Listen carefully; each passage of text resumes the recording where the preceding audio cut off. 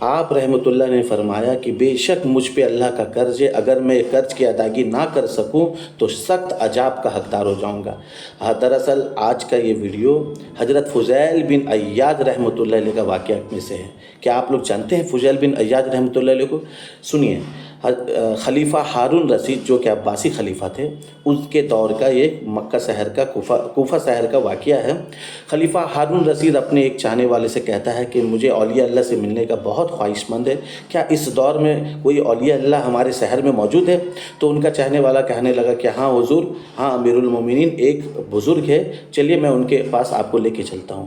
جب خلیفہ ہارون رشید ایک بزرگ کے پاس گئے، بزرگ کے صحبت میں بیٹھے، ان سے تعلیمات لیے، اس کے بعد جب ان سے رخصت ہونا چاہا تو خلیفہ ہارون رشید نے کہا کہ حضور آپ کا کوئی قرض ہے؟ اگر آپ چاہیں تو میں اس قرض کو ادائیگی کر سکتا ہوں۔ اس بزرگ نے کہا جی ہاں تھوڑا سا قرض ہے۔ خلیفہ ہارون رشید نے ان کا قرض کو ادائیگی کر دیا۔ پھر باہر نکلتے ہی خلیفہ ہارون رشید اپنے چاہنے والے سے کہتا ہے کہ میرا دل مطمئن نہیں ہوا، کوئی اور بزرگ ہے؟ پھر وہ ایک اور بزرگ کے پاس لے کے گیا، وہ معاملہ ٹھیک ایسے اس بزرگ کے ساتھ بھی ہوا۔ پھر خلیفہ ہارون رشید بولا کہ نہیں میرا دل مطمئن نہیں ہوا، کوئی اور بزرگ ہے؟ تو اس نے کہا کہ اس شہر میں سب سے مشہور اور معروف بزرگ حضرت فضیل بن عیاض رحمتullah علیہ ہے، چلیے میں ان کے پاس لے کے جاتا ہوں۔ تو جب خلیفہ ہارون رشید حضرت فضیل بن عیاض کے بارگاہ میں حاضر ہوتا ہے تو دیکھتا ہے کہ آپ اونچائی میں چھت کے اوپر بیٹھے قرآن شریف کی تلاوت کر رہے تھے۔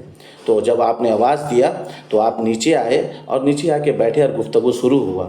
تو خلیفہ ہارون رشید نے پوچھا کہ حضور کچھ مجھے وصیت فرمائے، کچھ مجھے تعلیم سے نوازے۔ تو حضرت فضیل بن عیاض رحمتullah علیہ فرماتے ہیں کہ آپ کا یہ چہرہ بہت حسین ہے، مجھے ڈر ہے کہیں آپ اپنی دنیاوی خواہشات سے جہنم کی آگ میں نہ جلیں۔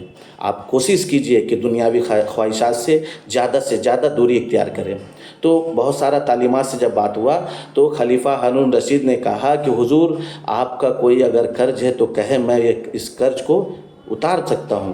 تو فضیل بن عیاض رحمتullah علیہ فرماتے کہ جی ہاں بے شک مجھ پہ اللہ کا قرض ہے، لیکن یہ قرض تم نہیں اتار سکو گے، یہ قرض مجھے ہی اتارنا ہوگا۔ جو میرا حق بنتا ہے وہ معبودیت کے آگے اپنی عبودیت، اپنی عبادت کو پیش کرنا، یہ میرے اوپر قرض ہے۔ تو خلیفہ ہارون رشید نے کہا کہ حضور یہ میری طرف سے 1000 دینار اسے قبول فرمائیے۔